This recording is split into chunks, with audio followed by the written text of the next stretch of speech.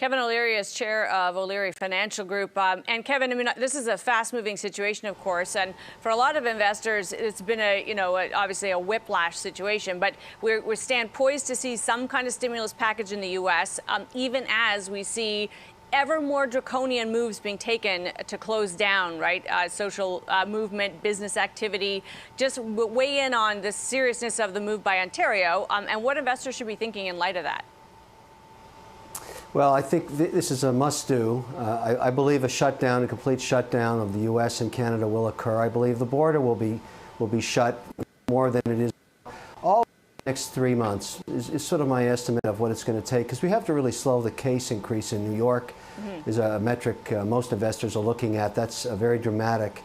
And it's a pretty good idea what's going to happen in Los Angeles. So that's why this social distancing thing has to work.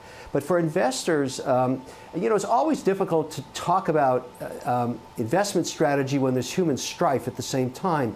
But when you look back over the last 3 corrections, and they're all different, of course, the best returns ever achieved are because of these dramatic declines. When you get a 34% reduction in index or spreads blowing out in corporate credits, which is the market I'm working on today, extraordinary opportunities there. And I'm not trying, it's very different, that's what I'm saying, Amanda. It's very hard to talk about this in the light of how it occurred. Yeah. But my job as a fiduciary is to put money to work. And I'm doing that. I'm all over the place today. This is a remarkable day in corporate credits. Yeah, and I mean, it's very true, right, that to talk about the business side of something when there's a very human side that's still unfolding, but they do kind of intersect, right, Kevin? I mean, if we say America is going to follow the path of China, that's very different than saying it follows the path of Italy. And presumably what you price into the markets will be different. The responses will be different. The draconian measures required will unfold differently. So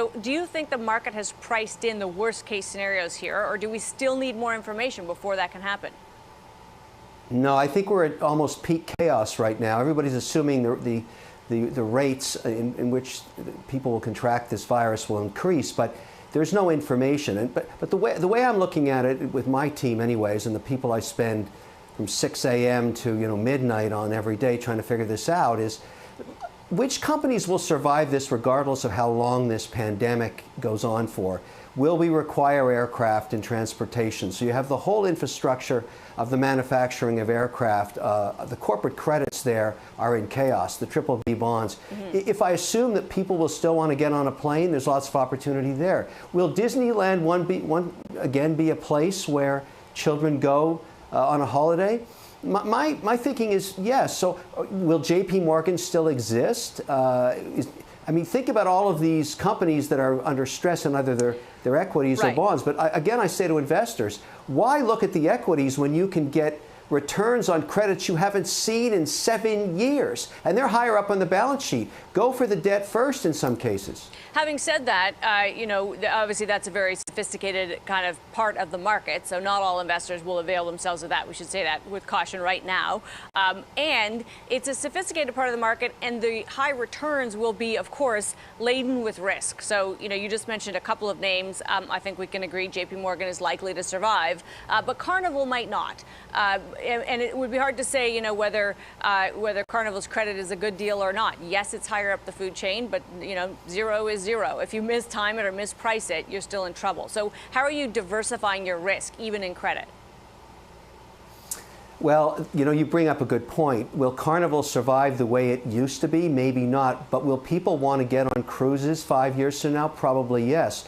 What I'm looking at is short-term, and you made a statement, so I agree with Amanda. You shouldn't be doing corporate credits yourself. There's many great advisors you can work with, and at this point, people need advisors, particularly in credits. But think about this. A 36-month credit just 14 days ago was yielding significantly under, triple B, investment grade, significantly under 4%.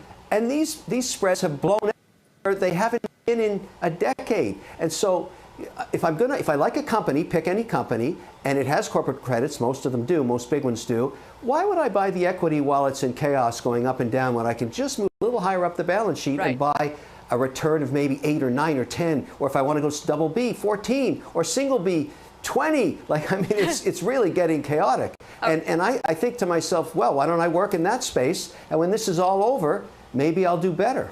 So just for some insight here, you yourself are a small businessman. You've run small businesses. If you are operating one in Ontario, you just learned that tomorrow you are shuttered unless you're an essential service. What would your advice be to people who are trying to figure out what to do next, how to figure out, what to do with their employees? There's just a lot of uncertainty and fear right now.